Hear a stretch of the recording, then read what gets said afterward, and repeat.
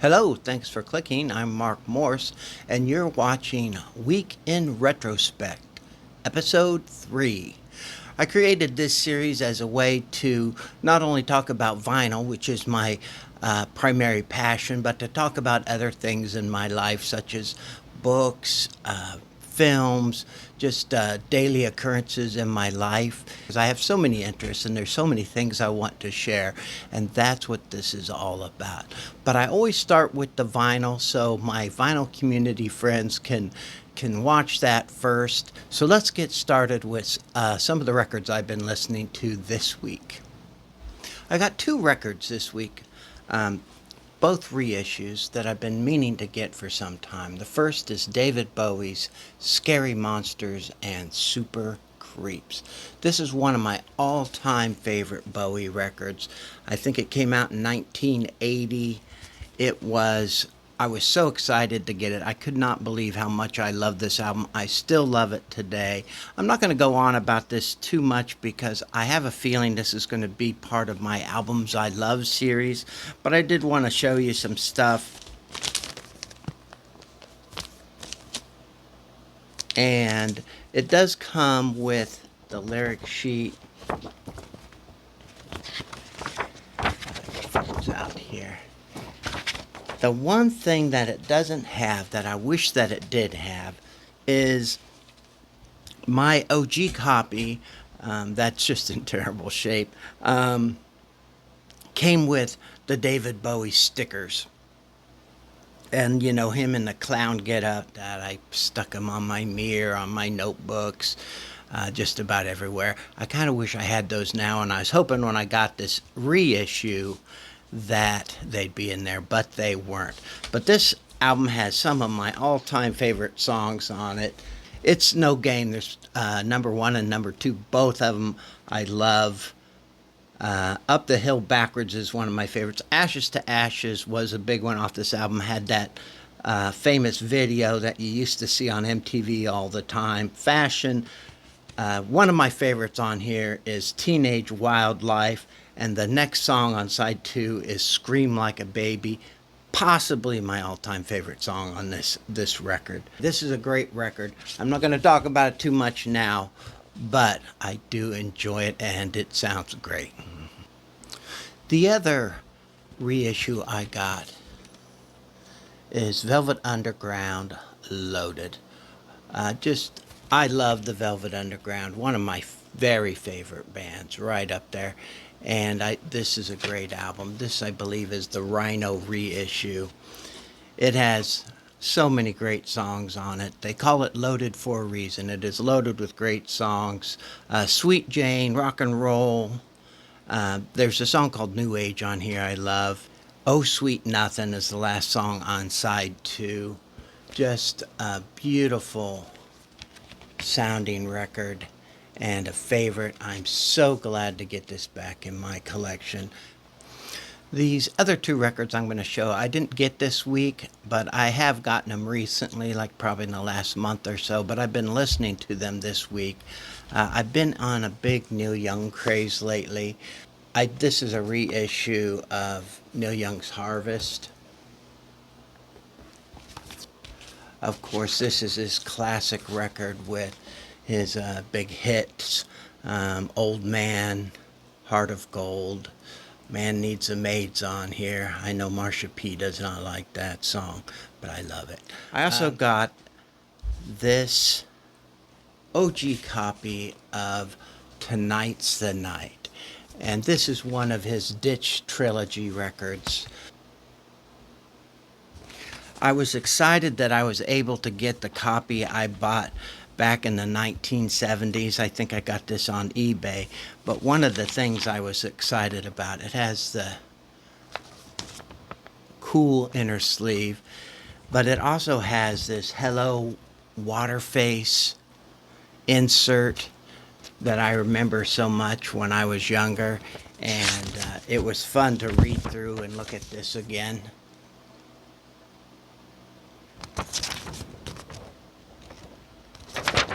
But this is a rather depressing album. I tend to find myself drawn to these Neil Young melancholy albums, and I'm just so happy to get it back into my collection, and especially the version I remember so well back.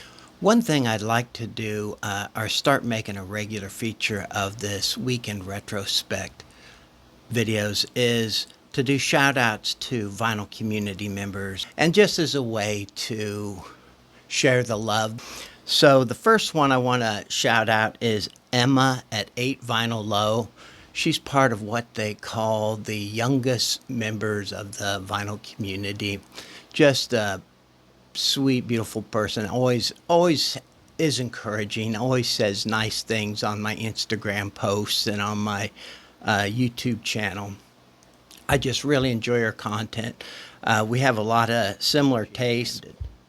The next person is Jason at Jason the Old Millennial. Interesting. He's not just vinyl. He talks about movies too. Very prolific YouTuber. Just all sorts of topics. He does a live stream often. Usually does it when I'm at work, so it's very rare that I get to actually see him live. But he has some interesting takes. And another guy that I've just been loving lately is Ed at On My Turntable. Ed is another guy, just very supportive, kind of new to the vinyl community, but I think he's going to be big soon. Always engaging. Ed at On My Turntable. And then another guy that I've been watching lately, Scott at No Solution. If for nothing else, just go over and check his page. I'll link to all these people below for his astounding thumbnails. Those thumbnails will draw you in, but his content is what keeps you. I'd like to change gears a little bit now and talk about a book that I had when I was a young Beatlemaniac, and it's the Beatles Illustrated Lyrics, edited by Alan Aldridge. And this was just fascinating to me when I was younger. I can't remember when I bought it. I think this is a first edition Dell, which came out in first Dell edition, 1972. So I probably got this when I was probably 13, 14 years old.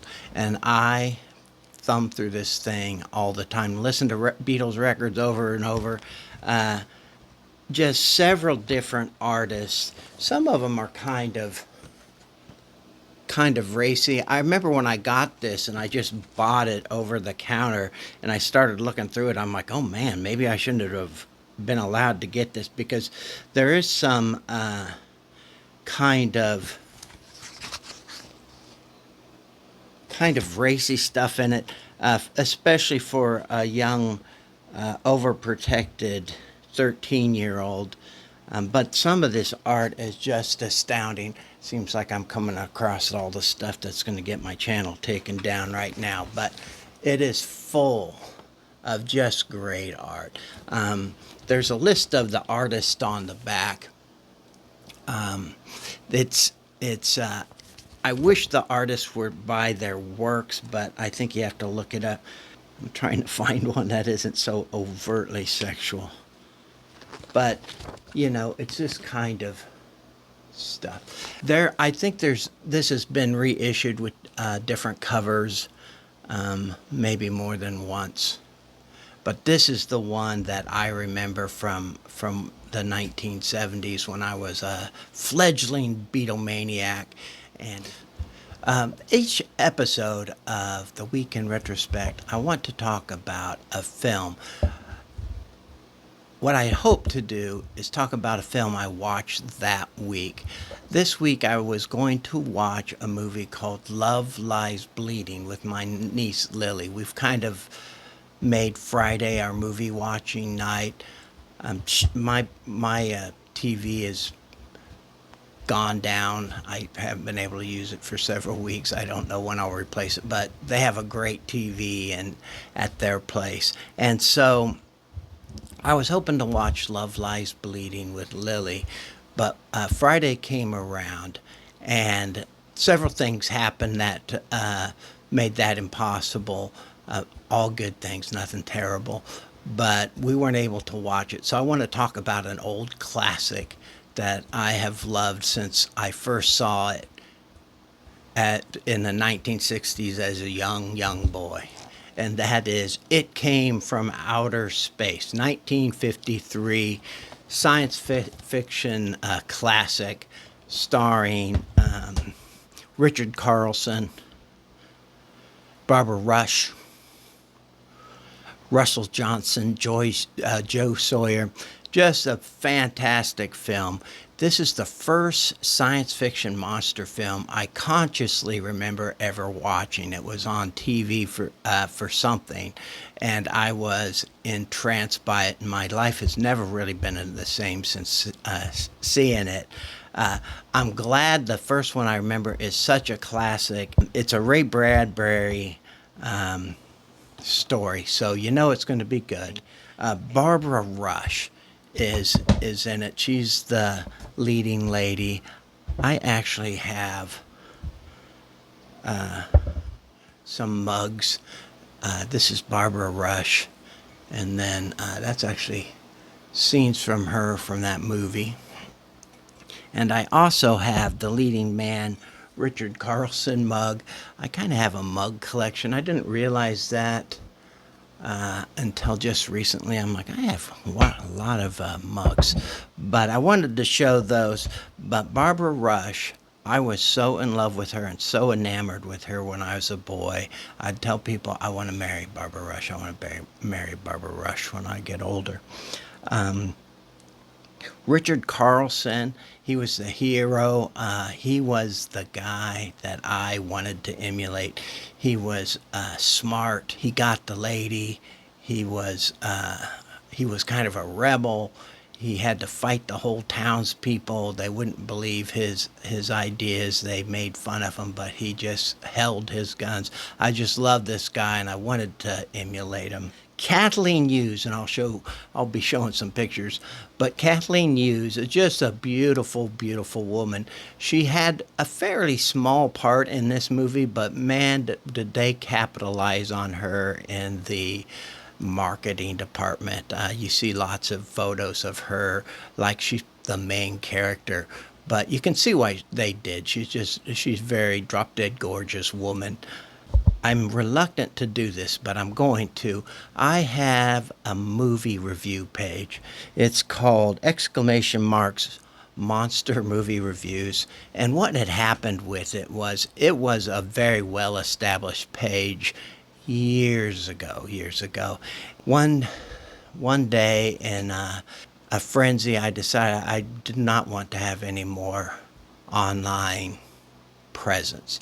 So I deleted all my social accounts and I deleted that page. I regretted it almost immediately. So many people contacted me and said, "What happened to your page?" And I had to explain that I'd taken it down. Several years later, I decided, you know what, I'd kind of like to get that page up again, at least as an archive. So I used the Wayback Machine and tried to recreate some of my reviews and stuff. It did not work out as well. I got bored doing it because it was just painful to recreate that stuff. And so I got maybe a quarter way into it and I just kind of stopped. So I do have some reviews from way back when, probably the early 2000s, that are still up. And one of them is for this movie. So I'm going to provide a link to that movie so you can read the review if you want. Now, this is part of the video that I find the most exciting. I recount my week, the adventures I had during the week. This is something I find fun. I have some little video footage I put in here. But I go through my daily from Sunday to Saturday is what I usually do.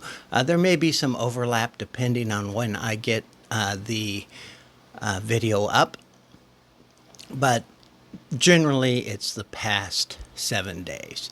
So I like to start off with Sunday. Sunday was a slow day, and that's okay. What I did Sunday is it has been incredibly hot here in Iowa. On Sunday, my poor dog, Elsa, she likes the cold. She loves it when it's way below zero or it's just freezing outside. She loves that, but she does not like the heat. She just does not like it. So I thought I'm going to get up early and take her to the park and let her get some exercise. It was still pretty hot, but if you would have been in Memorial Park in southeast Iowa on Sunday morning, you may have seen an old man and his old dog walking about.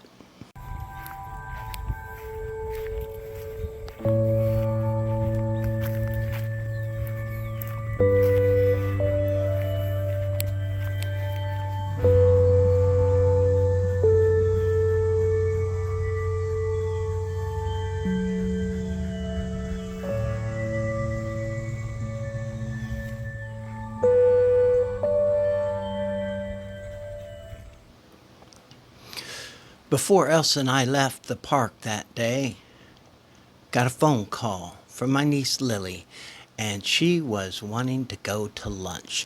So that's was the big event in my day. Lily and I went for lunch, and then I came home, and that was my Sunday. On Monday, I returned to work. And if you remember from last week, I'd taken Friday off, so it was a long weekend for me. Returning to work on Monday after a long weekend can be a frightening experience.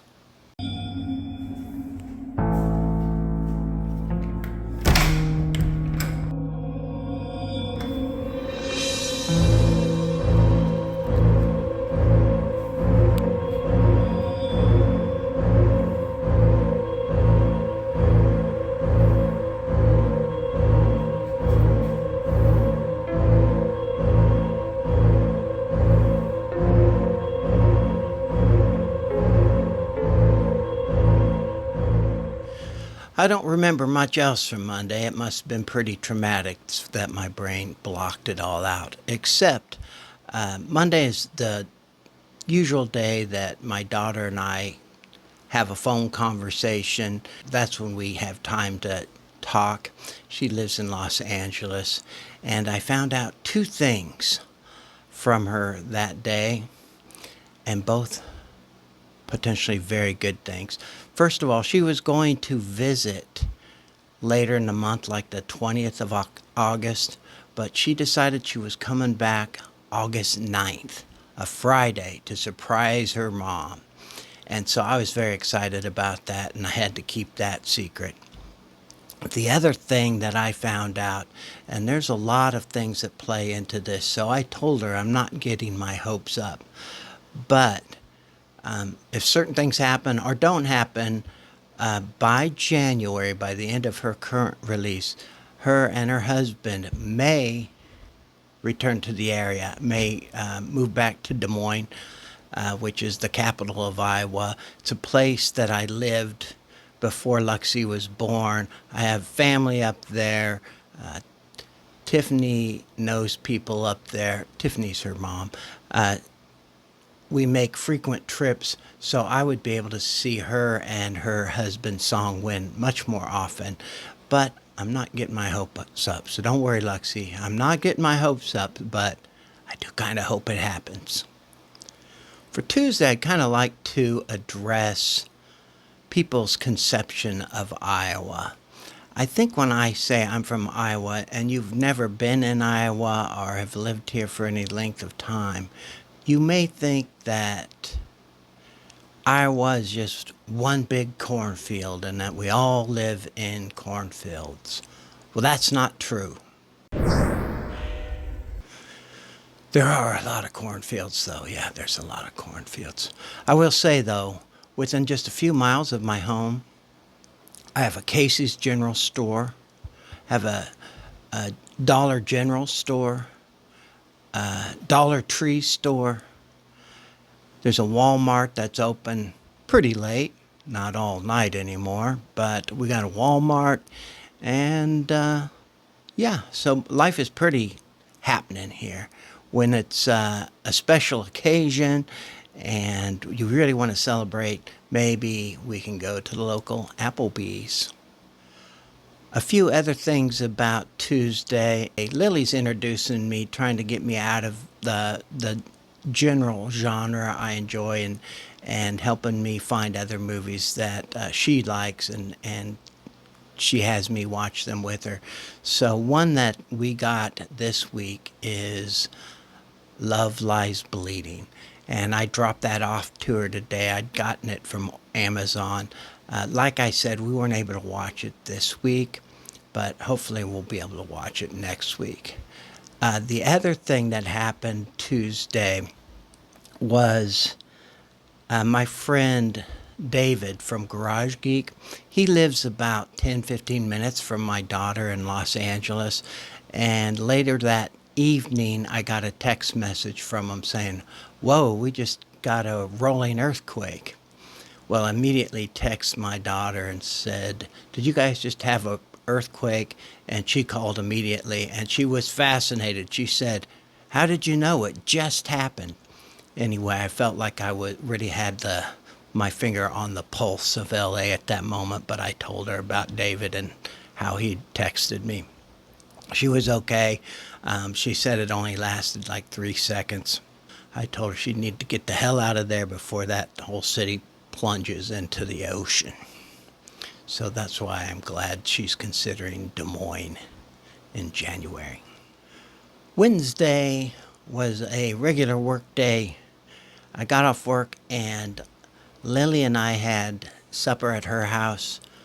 It was Taco Bell. It was delicious. Very expensive though, but expensive Taco Bell that Lily bought for me and a child that she babysits. Anyway, while I was over there, Lily has so many interests and she's fascinated in so many ways and so many things, and such a fascinating person. One of the things she has is has a love of weird, what some people would call creepy pets. But I asked her if I could film some of her menagerie for this video, and she was more than happy to let me do it. One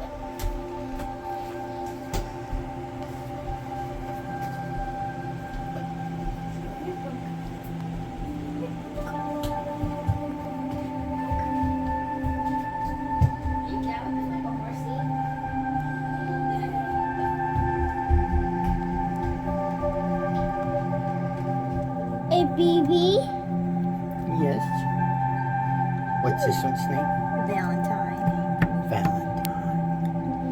That's A beautiful. baby? Lizard of some sort, a gecko. Yes, he's a leopard gecko. A baby?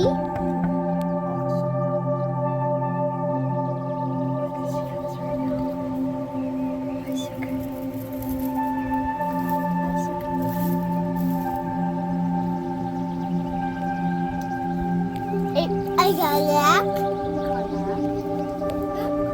Carlac. What kind of creature is a carlac? Carlac is a fire skink.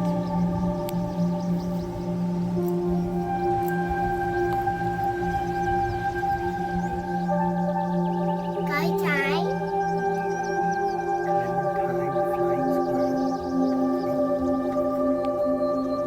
Oh, guy tie. That's not quite the. What is it? It's like That's its molt. It's like its skin. molt. But we probably won't see any tarantulas today. But sometimes they crawl right out of that skull line. Nice.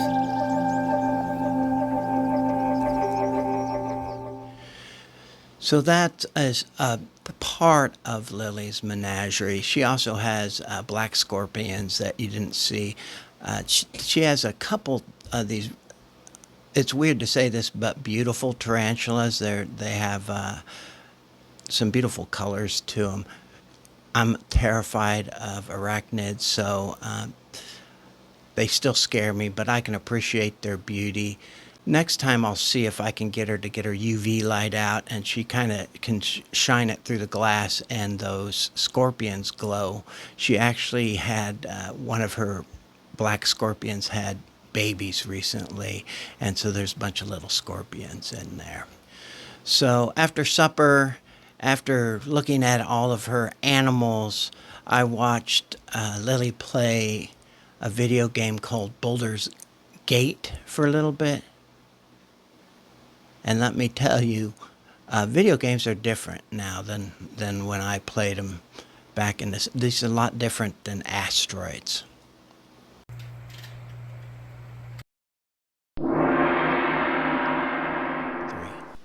Later on Wednesday night, I was invited by Alex from Beer and Vinyl to join a vinyl community panel called Wednesday Night Live from the Basement. It's usually held by Rob from Northern Revolutions, but he was on the road for work. He also participated briefly, but his hotel Wi-Fi wasn't doing very well, so he didn't get to participate long. But besides Alex and myself, Joe from Racer Records was also on there. It was a fun and entertaining panel. We talked about several topics regarding records. I'm going to link below. It did go a little off the rails sometimes. I had inadvertently challenged Miley Cyrus to a twerk-off. Killer voice and charisma and talent and all of that. So, yeah. Yeah. Awesome. I Awesome. don't need to see that twerking anymore, but well, well, we all did something You're stupid. jealous, Mark. Oh no, I'm not jealous of that. I can twerk better than she can, and I challenge her publicly to for a twerk off. She won't accept it though. She's a coward. Yeah. You know, I mean, if she knows she's just gonna lose, why would she bother? You know, yeah, right? All right. Well, speaking of twerking off, Mark, we're gonna go back to you here to talk about. Thursday started off with what I consider a good omen, and I'll explain after this footage. But I came across an exotic creature of my own early Thursday morning before work. Hey, little fella. Yeah. You just feeling good? Yeah. Most people have a conception about opossums, but we know you're good. Oh, you're good and dead. I wouldn't mess with you. And don't be fooled. That little possum was not dead. As we approached it, I saw it lay down. And if you look real closely at that video, you can see that she opens her eyes a little bit when I'm petting her. I got a close-up picture of her as she was walking around, so she's fine. I'm sure the mother was around somewhere. I didn't bother her. I was tempted to take her in my house because I love possums. But let me tell you why I think that possum was a good omen. My brother Tony, and this is just a little tribute to my brother Tony. My brother Tony's birthday may have been August 8th, may have been August 9th. My brother passed away some years ago around Thanksgiving, but the story of his birthday, we had always celebrated his birthday on August 9th.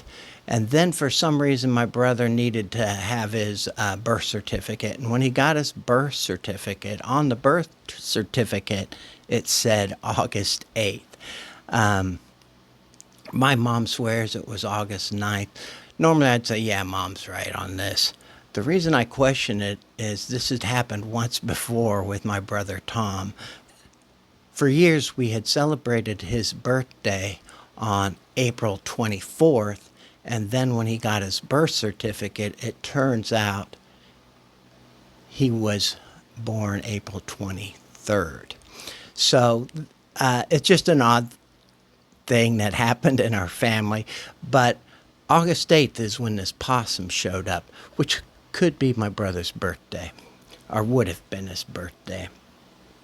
So I want to tell this possum story and why I think this little possum was a good omen. My brother and I had very opposing viewpoints on the beauty and usefulness of the American opossum.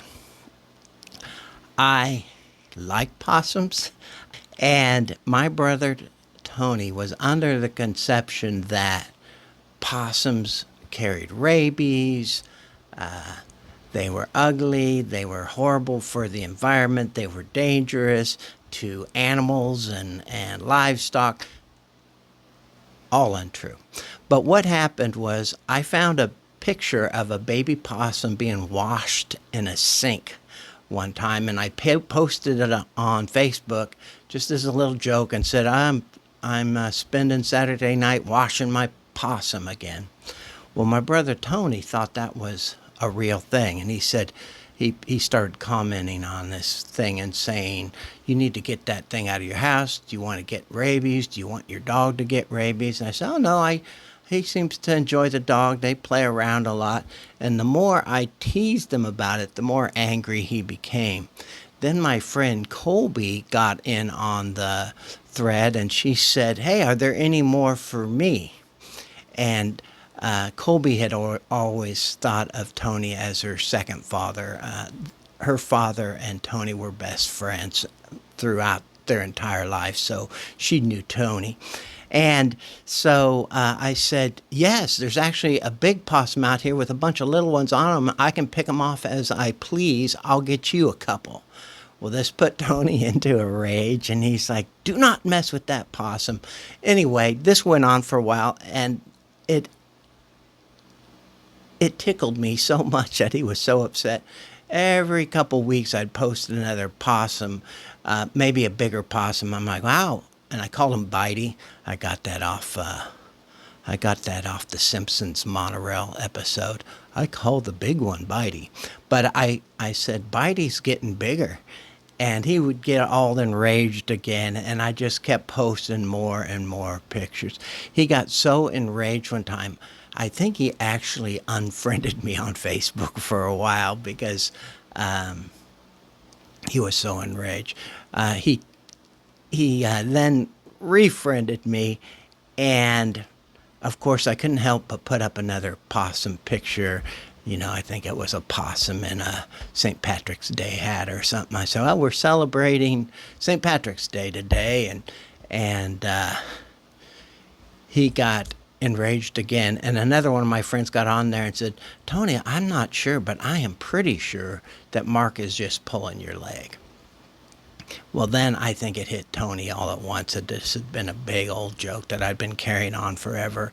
And he went and deleted every comment he had made on all the possum pictures. Anyway, I've always associated the possum with this little back and forth me and my older brother had. So when he died, it was very sad, of course. It came on suddenly, and it just went downhill so fast, and nobody was prepared for it. He wasn't an old man; he was still in his 60s.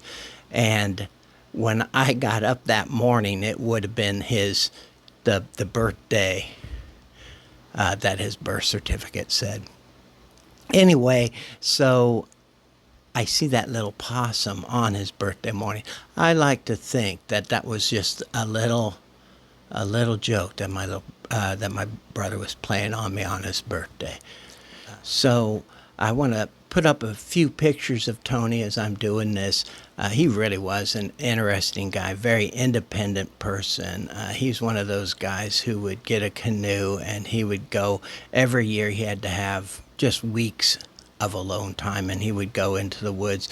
It was it was a little unnerving for me because he wouldn't take his cell phone. He would just wanted to be alone, away from everything. But he was a very independent guy, very, very friendly, but he could be very aloof, and if he needed to be, he could be very persuasive, if you know what I mean. He could be. He was a Marine. And he's not somebody you'd want to mess with. Let me put it that way. But I wanted to show these pictures, and then just as part of his character, this picture I'm putting up now, it's the last picture of my brother Tony.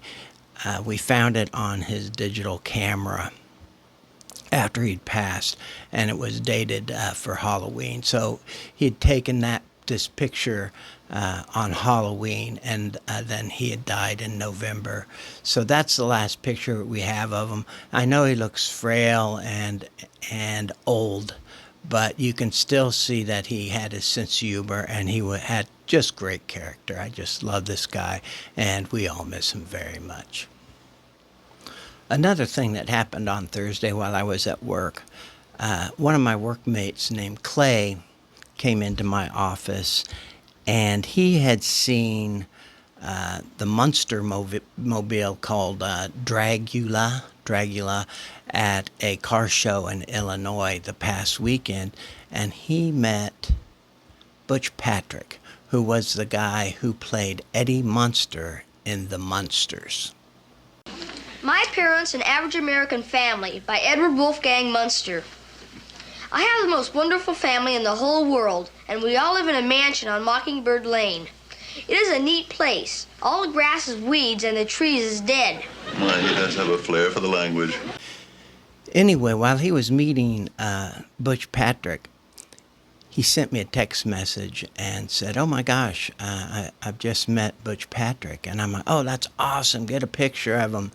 And he came into my office on Thursday with this autographed picture to Mark. Butch Patrick, Eddie Munster. So I was very excited about that. And then let me show you a picture of Eddie then and what he looks like now. Of course, when Friday rolled around, the big news was my daughter Luxie returning from LA to surprise her mother for a visit. I'll post some pictures here of her returning, coming down the escalator from the airport. I'll get more video on Sunday, tomorrow. That's when we're going to hang out more. Today she is with her mom and stepfamily at a amusement park in Des Moines called Adventureland. So she's at a park today, and then tomorrow is when I'll spend most of my time with her on this visit. She has to go back on Tuesday, but I'll try to get some video and stuff that we'll post next week, so that'll be fun.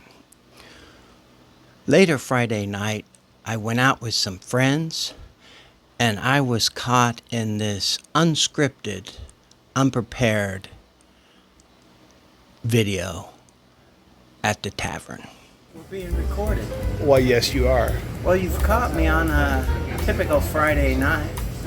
Good friends, good beer, hot babe by my side, with my cousin Amy. And she's good enough for you. This is a typical wildlife I live every Friday night. It's almost 7. Andy Griffith's going to come on. I'm going to have to leave here soon, but thanks for dropping by. Probst. As you can tell, that was totally spontaneous and unscripted. Amy really isn't my cousin, of course. She's a good friend of mine, and she played along, so that was fun. So that brings us to Saturday, which is today. And like I said, this is kind of a dull day. Not only is Luxie and her stepfamily at an amusement park in Des Moines, but my friend Colby and my niece Lily, just unrelatedly, are going to the same amusement park today. So my usual person that I grab when I want to do something is not here, and Luxie's not here today. So I'm going to spend most of the day editing this video and getting it out today, so tomorrow I can focus all my time with Luxie, and hopefully I'll have some good footage for you next week of the Sunday. Thank you for watching, guys. I hope this was interesting for you. It's fun for me to do, and I hope it's fun for you. I'll see you next week.